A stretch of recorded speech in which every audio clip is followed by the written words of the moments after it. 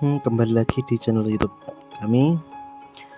Di sini kami akan menyampaikan sebuah materi tentang software, di mana kami akan menyampaikan sejarah, pengertian, kemudian jenis-jenis, dan kemudian untuk software pengembangan pembelajaran PAI berbasis TIK.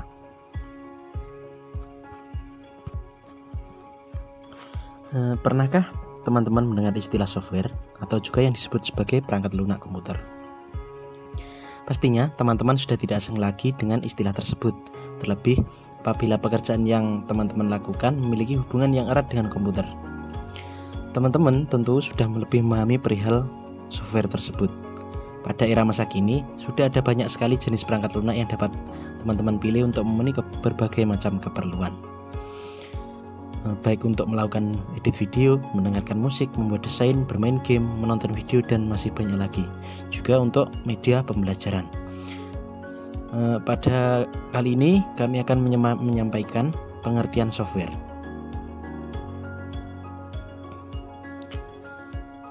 Software merupakan sebuah data yang diprogram, disimpan, dan diformat secara digital dengan tujuan serta fungsi tertentu. Perangkat ini tak mempunyai bentuk fisik. Teman-teman dapat mengoperasikan melalui perangkat komputer. Untuk pembuatannya sendiri, perangkat lunak ini membutuhkan bahasa pemrograman yang ditulis oleh seorang developer atau orang yang ahli dalam bidang tersebut. Selanjutnya, perangkat lunak dikomplikasikan dengan menggunakan aplikasi compiler supaya bisa dijadikan sebagai kode yang bisa dikenali oleh hardware atau perangkat keras.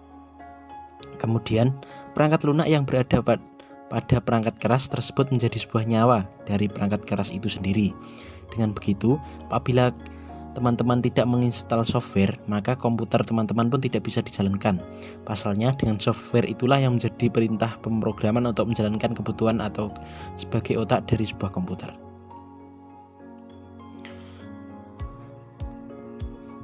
Terus selanjutnya, sejarah software. Software dapat didefinisikan sebagai instruksi terprogram yang disimpan dalam memori komputer digital dan berbentuk sebagai program yang cara penggunaannya yaitu dengan dieksekusi oleh prosesor. Sejarah berkembangnya software dimulai bahkan sebelum adanya komputer. Menurut sejarah, software telah dibuat jauh sebelum munculnya komputer elektronik pertama. Charles Babbage adalah seorang yang menggagas konsep software pada pertengahan tahun 1800-an. Meski demikian, sebenarnya teori software pertama kali diusulkan oleh Alan Turing pada tahun 1935 dalam esainya yang berjudul Nomor Komputasi dengan Aplikasi ke Masalah Entscheidung. Meski demikian, kata software sendiri dimencetuskan pada tahun 1958 oleh John Tukey, yakni seorang matematikawan dan ahli statistik dari Amerika pada tahun 1958.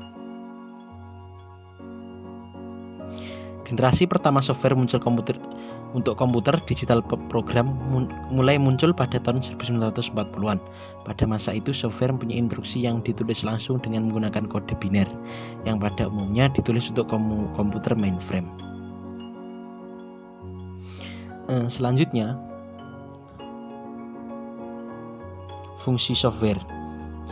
Setelah tadi membahas tentang sejarah software yang kemudian berkembang hingga saat ini, kami akan membahas tentang fungsi software. Sebenarnya dari pengertian software yang telah dijelaskan pada poin sebelumnya sudah mengetahui apa fungsi pada sistem komputer. Walau begitu, lebih jelasnya kita bahas. Pertama, memiliki tugas sebagai dasar kebutuhan komputer dapat bisa dioperasikan dengan baik. Kemudian memiliki fungsi untuk mengatur perangkat keras yang ada di komputer. Kemudian juga dipakai sebagai penghubung antara beberapa software yang lain. Kemudian, software juga bisa sebagai penerjemah perintah pada software yang lain.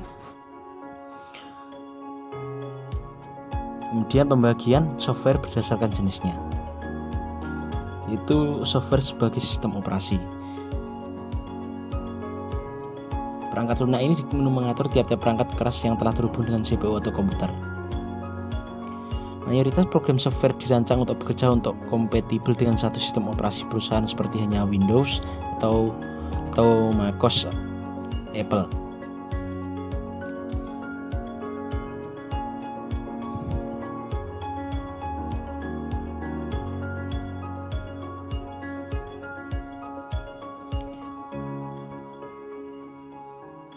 Kemudian sebagai bahasa pemrograman.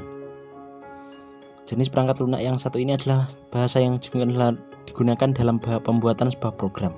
Jika ditelusuri berdasarkan contohnya, terdapat beberapa macam bahasa yang bisa teman-teman ketahui seperti Java, PHP, HTML, dan lain-lain. Kemudian program aplikasi. Program aplikasi di sini merupakan sebuah perangkat lunak yang umumnya sudah banyak digunakan dalam menyelesaikan tugas-tugas tertentu. Dalam hal ini, software dapat memiliki fungsi sesuai dengan tujuan pembuatannya. Salah satunya adalah Excel, Microsoft Word, kalkulator, dan lain-lain. Kemudian yang terakhir adalah membahas tentang software dalam pengembangan pembelajaran PAI berbasis TIK. Yang pertama, software jenis e-learning, yaitu software yang berbentuk website ataupun perangkat lunak yang bisa membantu dalam pembelajaran PAI jarak jauh, misalnya Classroom dan Moodle dan lain-lain.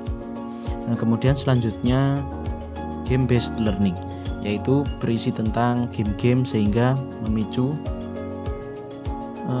otak anak agar lebih berkembang dan juga bersifat menyenangkan. Game-game Islami ataupun game tajwid.